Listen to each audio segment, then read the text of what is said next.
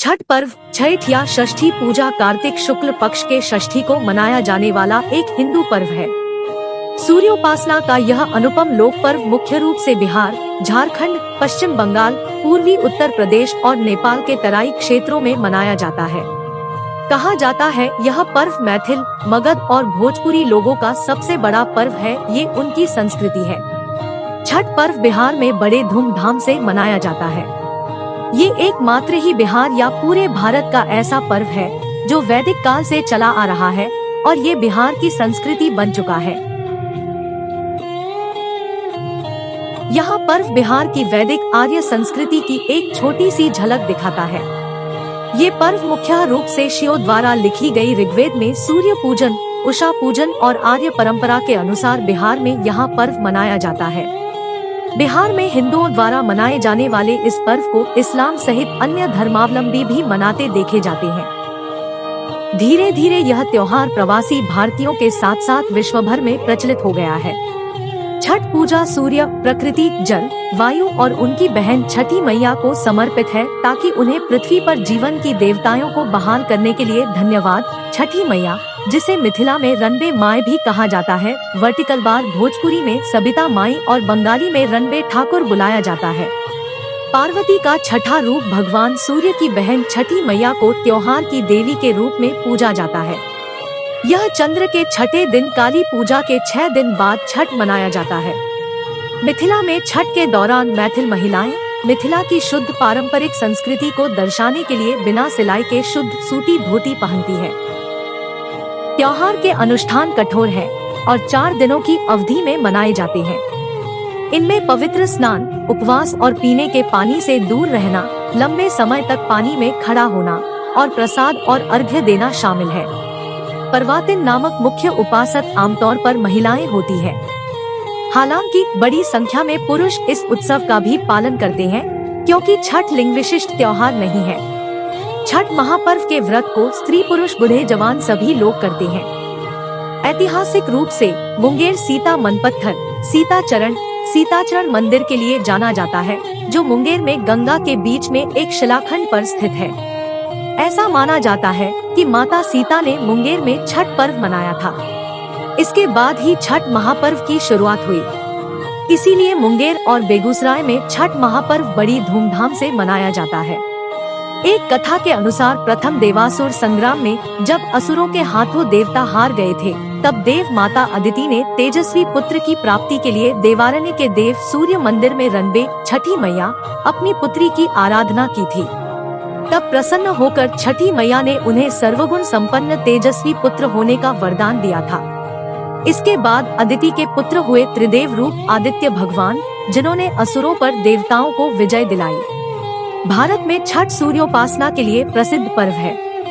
मूलतः सूर्य षष्ठी व्रत होने के कारण इसे छठ कहा गया है। यह पर्व वर्ष में 2 बार मनाया जाता है। पहली बार चैत्र में और दूसरी बार कार्तिक में। चैत्र शुक्ल पक्ष षष्ठी पर मनाए जाने वाले छठ पर्व को चैती छठ व कार्तिक शुक्ल पक्ष षष्ठी पर मनाए जाने वाले पर्व को कार्तिकी छठ कहा जाता है। पारिवारिक सुख समृद्धि तथा मनोवांछित फल प्राप्ति के लिए यह पर्व मनाया जाता है। स्त्री और पुरुष समान रूप से इस पर्व को मनाते हैं। छठ व्रत के संबंध में अनेक कथाएं प्रचलित हैं। उनमें से एक कथा के अनुसार जब पांडव अपना सारा राजपाट जुए में हार गए, तब श्री कृष्ण द्वारा बताए जाने पर द्रौपदी ने छठ व्रत रखा। तब उनकी मनोकामनाएं पूरी हुई तथा पांडवों को उनका राजपाट वापस मिला। लोक परंपरा के अनुसार सूर्य देव और छठी मैया का संबंध भाई बहन का है। लोक मातृका षष्ठी की पहली पूजा सूर्य ने ही की थी। छठ पर्व को वैज्ञानिक दृष्टिकोण से देखा जाए तो षष्ठी तिथि छठ को एक विशेष खगोलीय परिवर्तन होता है। इस समय सूर्य की पराबैंगनी किरणें पृथ्वी की सतह पर सामान्य से अधिक मात्रा में एकत्र हो जाती है। इस कारण इसके संभावित कुप्रभावों से मानव की यथासंभव रक्षा करने का सामर्थ्य प्राप्त होता है। पर्व पालन से सूर्य प्रकाश के हानिकारक प्रभाव से जीवों की रक्षा संभव है। पृथ्वी के जीवों को इससे बहुत लाभ मिलता है। सूर्य के प्रकाश के साथ उसकी पराबैंगनी किरण भी चंद्रमा और पृथ्वी पर आती है। सूर्य का प्रकाश जब पृथ्वी पर पहुंचता है तो पहले वायुमंडल मिलता है। वायुमंडल में प्रवेश करने पर उसे आयन मंडल मिलता है। पराबैंगनी किरणों का उपयोग कर वायुमंडल अपने ऑक्सीजन तत्व को संश्लेषित कर उसे उसके एलोट्रोप ओजोन में बदल देता है। इस क्रिया द्वारा सूर्य की पराबैंगनी किरणों का अधिकांश भाग पृथ्वी के वायुमंडल में ही अवशोषित हो जाता है। पृथ्वी की सतह पर केवल उसका नगण्य भाग ही पहुंच पाता है। सामान्य अवस्था में पृथ्वी की सतह पर पहुंचने वाली पराबैंगनी किरण की मात्रा मनुष्यों या जीवों के सहन करने की सीमा में होती है। अतः सामान्य अवस्था में मनुष्यों पर उसका कोई विशेष हानिकारक प्रभाव नहीं पड़ता, बल्कि उस धूप द्वारा हानिकारक कीटाणु मर जाते हैं, जिससे मनुष्य या जीवन को लाभ होता है। छठ जैसी खगोलीय स्थिति चंद्रमा और पृथ्वी के भ्रमण तलों की सम रेखा के दोनों छोरों पर सूर्य की पराबैंगनी किरणें कुछ चंद्र सतह से परावर्तित तथा कुछ गोलीय अपवर्तित होती हुई पृथ्वी पर पुनः सामान्य से अधिक मात्रा में पहुंच जाती है। वायुमंडल के स्तरों से आवर्तित होती हुई सूर्यास्त तथा सूर्योदय को यह और भी सघन हो जाती है। ज्योतिषीय गणना के अनुसार यह घटना कार्तिक तथा चैत्र मास की अमावस्या के 6 दिन उपरांत आती है। ज्योतिषीय गणना पर आधारित होने के कारण इसका नाम और कुछ नहीं बल्कि छठ पर्व ही रखा गया है। यह पर्व 4 दिनों का है। भैया दूज के तीसरे दिन से यह आरंभ होता है।